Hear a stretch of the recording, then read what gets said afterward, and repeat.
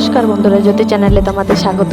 তো আজকে আমি বানাবো একদম নিউ স্টাইলের ছোট আলুর দম। তো আমি তার জন্য অনেক ছোট ছোট আলু নিয়ে নিয়েছি। তো এইগুলোকে আমি সেদ্ধ করে নেব। সেদ্ধ করার পর দেখুন এটি সেদ্ধ হয়ে গেছে। তো আমি এবার পরিষ্কার করে ছাড়িয়ে নেব চোখাটা। তারপর দিয়ে দিচ্ছি এর মধ্যে 1 চামচ কাশ্মীরি লাল লঙ্কার গুঁড়ো আর 1 চামচ নুন। তারপর এটা কিছুক্ষণ মাখিয়ে এটা আমি কিছুক্ষণের জন্য রেখে দেব। তারপর চলে যাই কড়াইয়ের দিকে গিয়ে আমি কি করব, এখানে দিয়ে দিচ্ছি 1 চামচ মৌরি আর 1 চামচ গোটা জিরে। এটা আমি ভালো করে শুকনো কড়াইয়ে ভেজে নেব।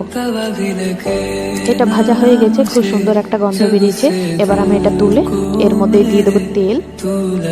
তারপর এর মধ্যে আমি আলুগুলোকে দিয়ে ভেজে নেব।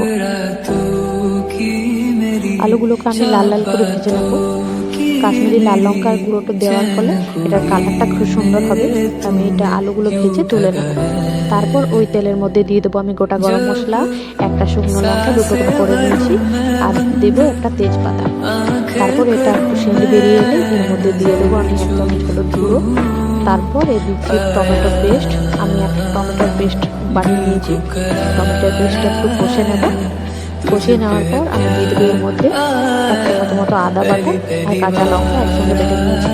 তারপর এটা বেশ খানিকক্ষণ আমি কষবো। কষতে কষতে আমি এর মধ্যে দিয়ে দিলাম 1 চামচ কাশ্মীরি লাল লঙ্কার গুঁড়ো। তারপর ভালোভাবে বেশ খানিকক্ষণ কষে নেব। কষিয়ে নেওয়ার পর এই দেখুন কত সুন্দর কালারটা এসেছে আর তেল বেরিয়ে এসেছে। আর এর মধ্যে দিয়ে দেবো আমি ওই যে শুকনো গোটা জিরে আর মৌরি ভেজে রেখেছিলাম, ওইটা গুঁড়ো করে নিয়েছি, ওইটাই দিলাম। তারপরে এটা আমি ভালো করে আরও কিছুক্ষণ কষিয়ে নেব। খুব কষানো হয়ে যাবে আর একটা সুন্দর আর একটা গন্ধ বেরিয়ে আসবে। তারপর আমি এর মধ্যে দিয়ে দেবো জল। জলটা দেওয়ার পর জলটা ফুটে উঠলে আমি তারপর ওর মধ্যে আলুগুলো দেবো। জলটা ফুটে উঠেছে, এর মধ্যে দিয়ে দিচ্ছি আলু। তারপর মিক্স করে এবার আর একটু ফুটতে দেবো। তারপর দিয়ে দিচ্ছি নুনটা আমি আগে দিইনি, এখন দিচ্ছি। তারপর নুন দেওয়ার পর আমি এখানে কাশ্মীরি মেথি দিচ্ছি। আরও কিছুক্ষণ এটা ফুটিয়ে এটা আমি গ্যাসটা বন্ধ করে দেবো। ব্যাস হয়ে গেল রেডি।